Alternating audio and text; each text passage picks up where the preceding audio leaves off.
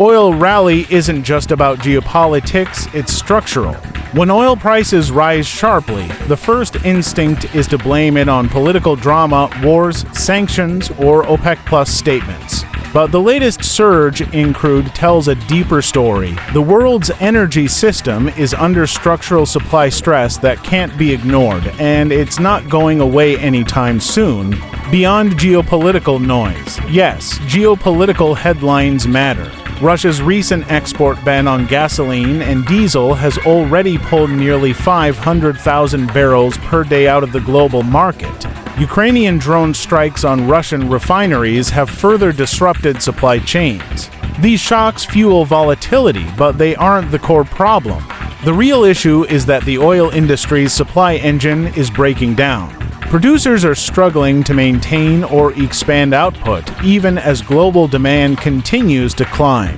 OPEC Plus and its limits, OPEC Plus has promised production increases for late 2025, but many member countries are falling short of their own targets. It's not just about political will, it's about technical and financial constraints.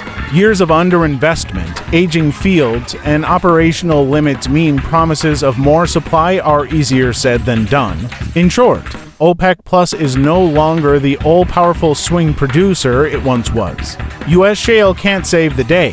For over a decade, U.S. shale producers acted as the global safety valve, ramping up quickly whenever prices soared. But that era may be ending.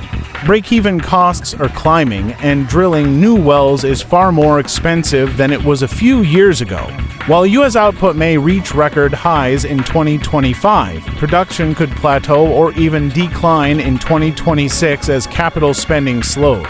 The shale boom isn't collapsing, but it's no longer the unstoppable growth machine it used to be. A global demand tug-of-war. Meanwhile, demand isn't slowing down. Energy-hungry economies like India and China continue to drive consumption higher, offsetting efficiency gains and renewable adoption in the West. This creates a tug-of-war. Developed nations are trying to decarbonize, while emerging economies are still climbing the energy ladder. And oil, for now, remains the backbone of that growth. The bigger picture, the oil rally is not a blip.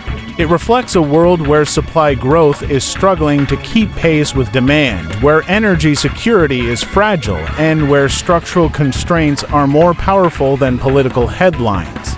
The result: higher for longer oil prices. Until massive new investment is unlocked or demand truly shifts away from fossil fuels, markets will remain tight, and every geopolitical spark will feel like gasoline poured on a fire that was already burning. Takeaway: the oil rally is not just about Russia, OPEC+, or short-term shocks. It's about a deeper structural imbalance in the global energy system, one that could define oil markets for the rest of this decade.